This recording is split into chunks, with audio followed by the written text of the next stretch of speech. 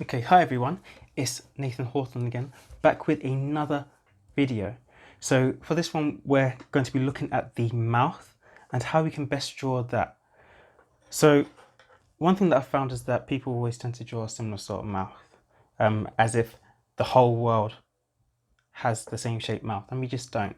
Okay, our mouths come in a large variety of shapes and sizes, and being able to include those in our work is one of the great things about being artists, the amount of variation that we can work with, because humans are so varied. But today I'm just going to be working with a brilliant specimen, my own. So without further ado, let's make a start.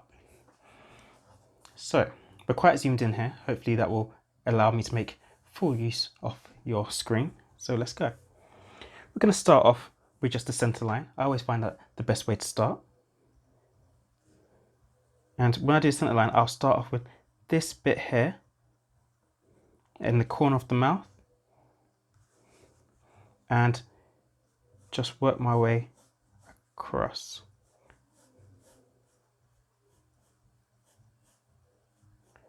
Now when I do the corner of the mouth, you'll notice that I do it as little sort of loops.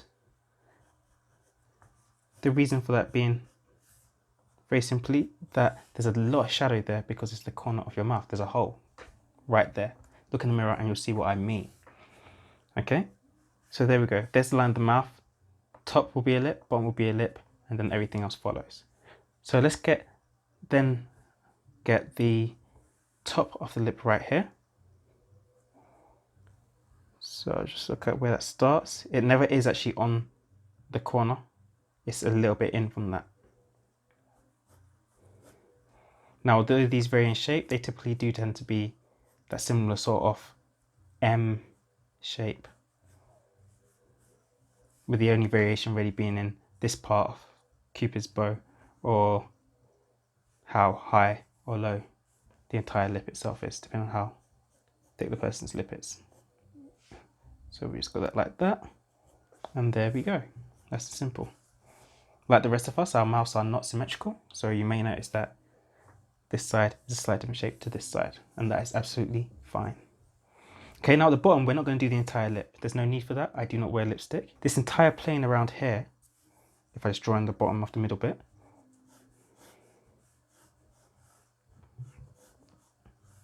this entire plane around here is actually on a similar sort of level. They all have similar sort of contours. This bit here is the only bit where it dips in.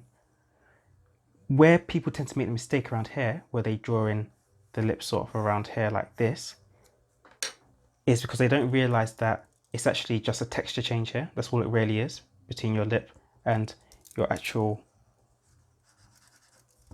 face. It's just a texture change. It's not an actual surface change.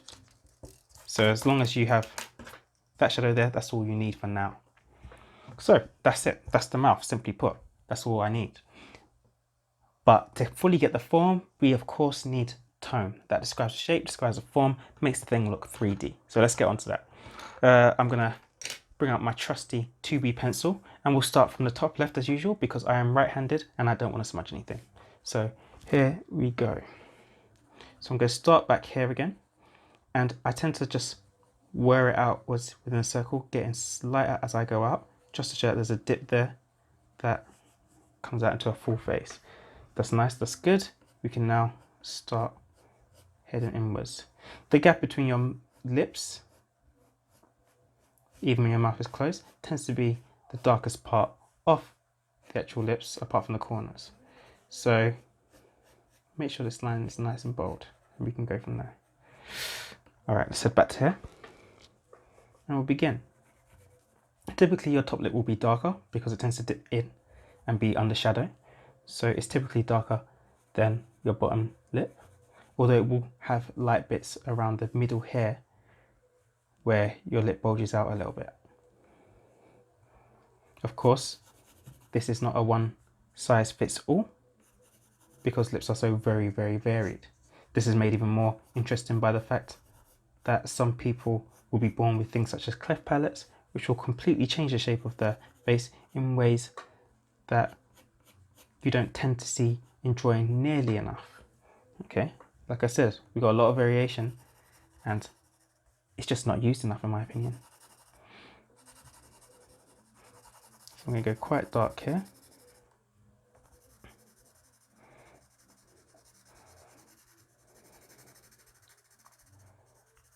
Oh, here's another thing that you'll find interesting.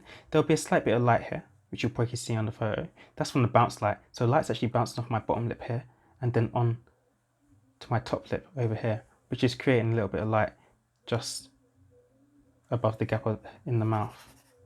It happens a lot, and we'll talk about bounce lighting another time, because bounce lighting can really make your drawings pop, especially when it comes to colour work. Okay, let's keep going with this.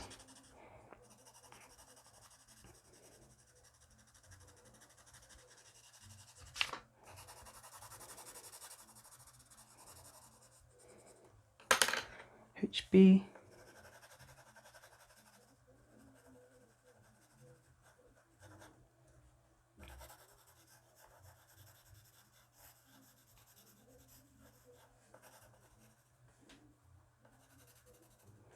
Now you notice I'm leaving the top of the lip a light gap near the top. This is because this actually happens. There is a lighter line. I don't know why. Our skin just appears to be lighter on top. And to add to that, because it sticks out here at the top, there's also a bit of light being caught here as well. So we need to make sure that that is light too. I'm not sure if you can tell, but the light in this is actually coming from the right hand side, down like this. So this side is actually much lighter than the left, but you can still see the contours where this bit is lighter on both sides. So that will still be the same.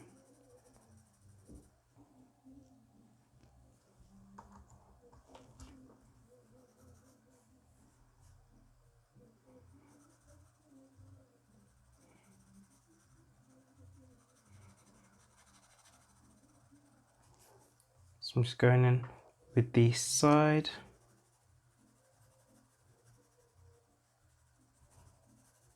Of the pencil, as I usually do. I'm trying to pick up all these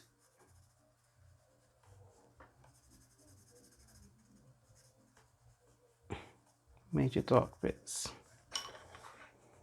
So like I did with the eye. I'm putting a little bit more variation than I did with the eye, because this is a bit of a simpler thing to shade, but I'm still just going in really basic at first and now going with more variation and more detail later on. So there's the bottom, I mean the top, and let's just get in the bottom. So down here.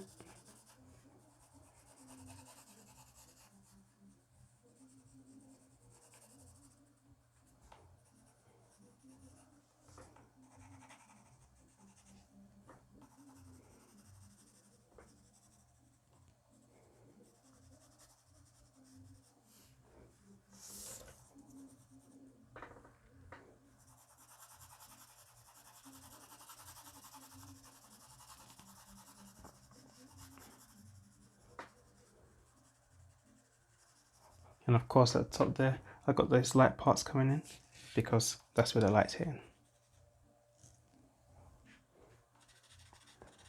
So let's keep it nice and vague at the moment. Details can come in later.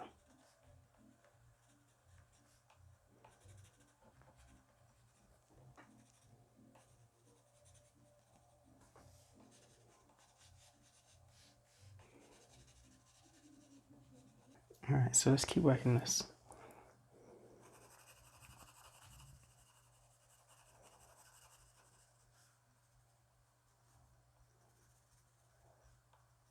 So still keeping these shapes pretty general.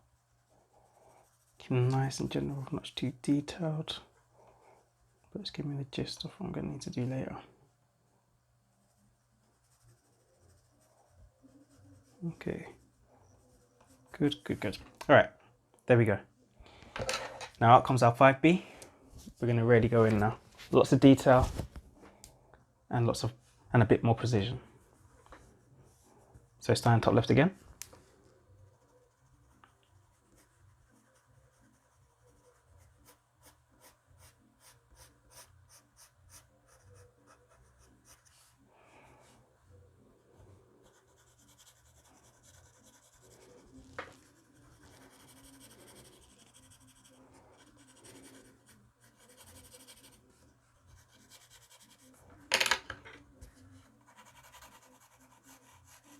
blend here, I'm back in that 2B, and first blend here, that 2B.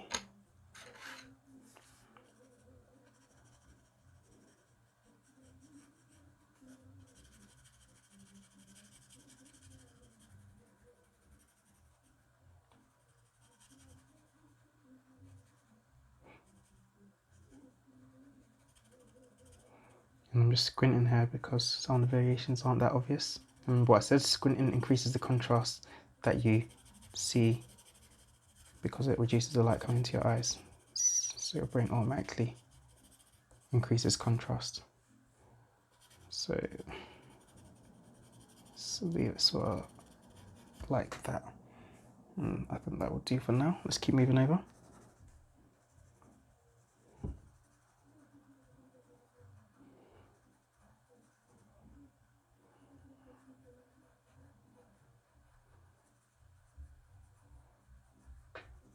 Just get all these little details in.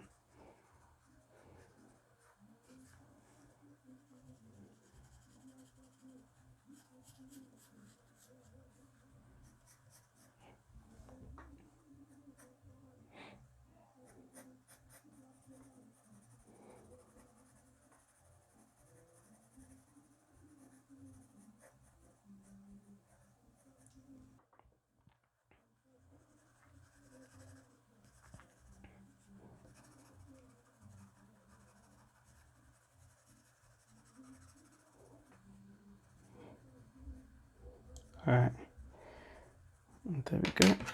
Switch back over to our 2B and just make this blend across a little bit smoother. Especially up at the top here.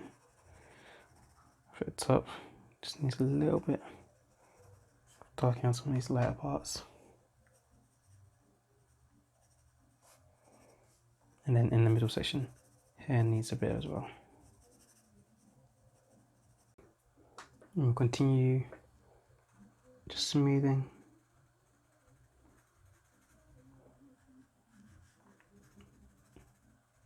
out these bits here.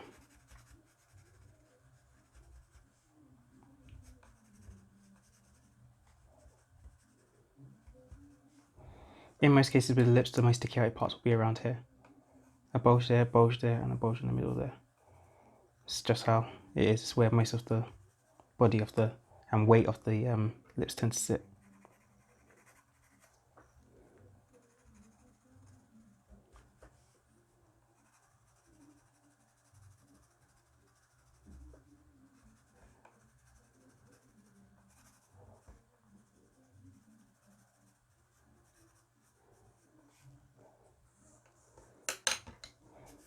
Switch back to our 5B, and let's start on the bottom side now. Let's start in the middle this time.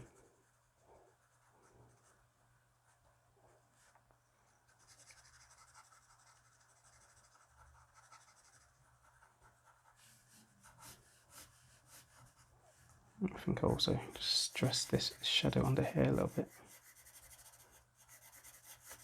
If you haven't got shadow underneath your lip, you're doing something wrong.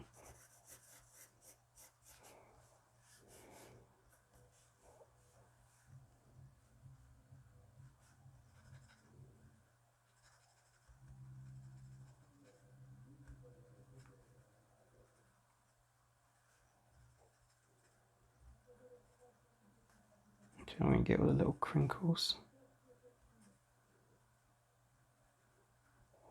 One thing that I found with lips is that there's a lot of variation in how the lines or sections of the lip itself actually, the form they take, they can be very different from person to person. For example, mine has a lot of flatter planes and not that many lines. Let's just make sure we capture that shape along with the overall curved form of the lip that we have to make sure of. Let's go a little bit lighter.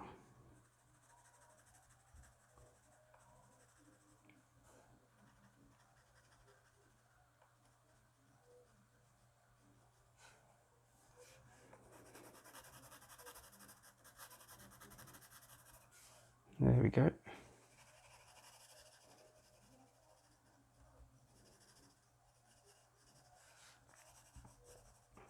You see now the bottom part of the lip is starting to take shape. Now you're starting to see the form that you would normally depict with a nice straight line around there. We don't need that here. I'm doing this purely with tone. You can see it.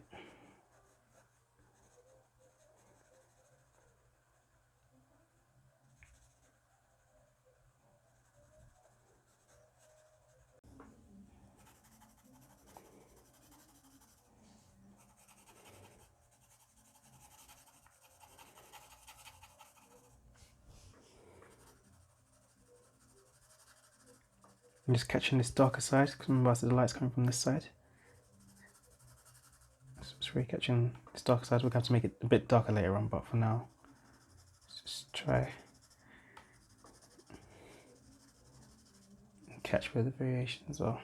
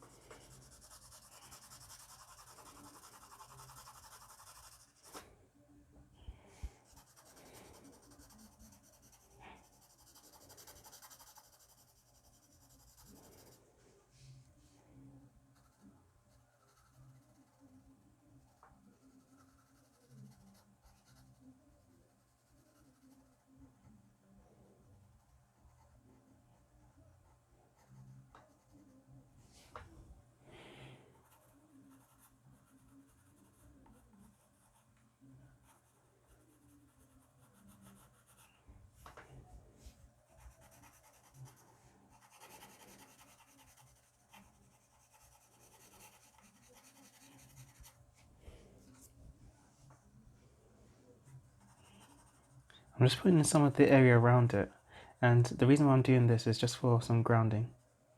So just to make it sit within space rather than float.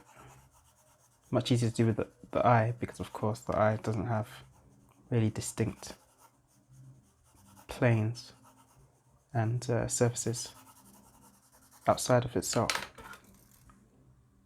But with the lip, where we got that clear separation here, here and here, if something just floats a bit too much, so I always prefer to do it with a little bit of the surrounding area too. One thing you'll tend to find when you shade lips is that the bit above the corner of the mouth tends to be quite light, and even if it's not, we tend to do it as artists anyway, just to emphasize the dip underneath it.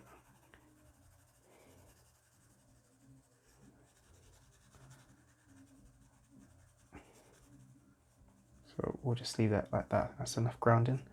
That, let's go back in with the 5B and just pick out some of these shapes to get ourselves into a more finished sort of stage.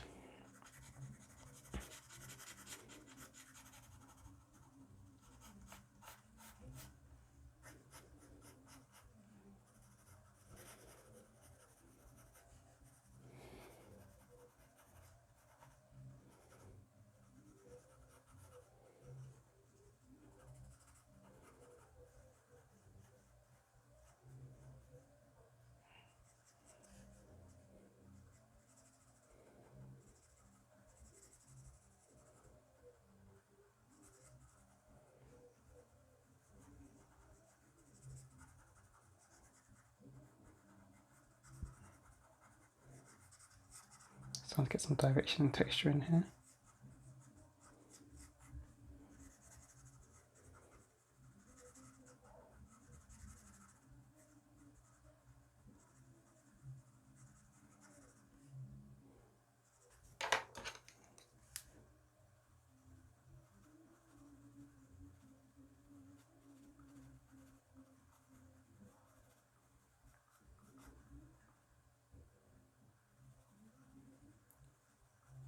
Pick up all the subtle tones, all the subtle mid-tones, because we're a little bit high contrast here, which is natural because it's a shiny surface, but you still want to pick up the mid-tones if we can. Try not to lose too much form around here.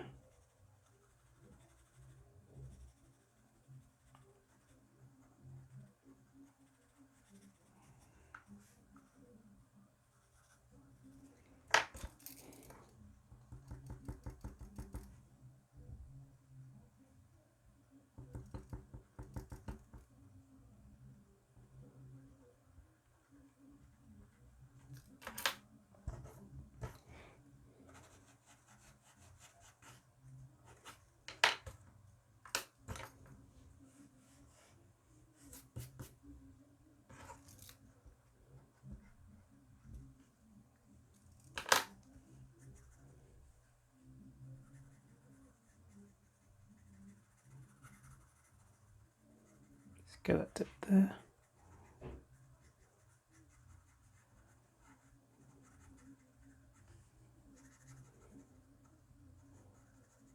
And that subtlety there.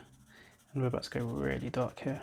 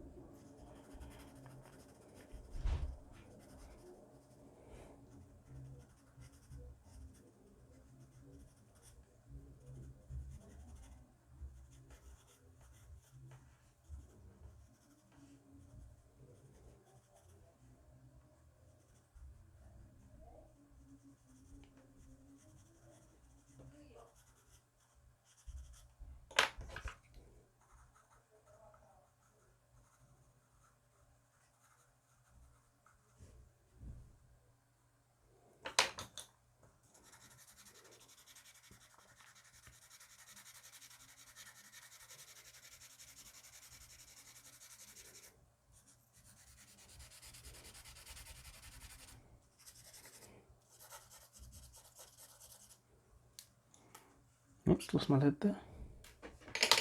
We'll just finish off with TB then. Just carve out these last dark bits here. Throw a bit of the shape there.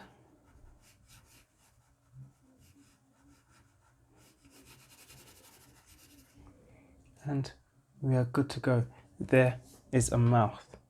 So as we see, the mouth is very complex in its shading, and when you initially look at it, but all it is just going through those steps. So starting with it quite light at first, just picking out the general darks and lights, and then slowly going in and making the right bits darker and the right bits lighter. It helps when you know the structure and understand that it just typically goes light, dark, light, dark, light, dark, but also understanding how these very important parts work helps with creating the structure and shading the structure as well. So you want to make sure that you're doing all of that correctly until you end up with something that you're happy with. So hopefully that helps. I'm also going to do another video where I show you about a gazillion other ways to make mouths. Most of them will be more of a comic or simplistic style, but remember what I said, there's so much variation within us that there's a lot more variation with your mouth than there is with your eyes. So thanks for watching this video. Don't forget to like and subscribe, and that's all for now. Until next time.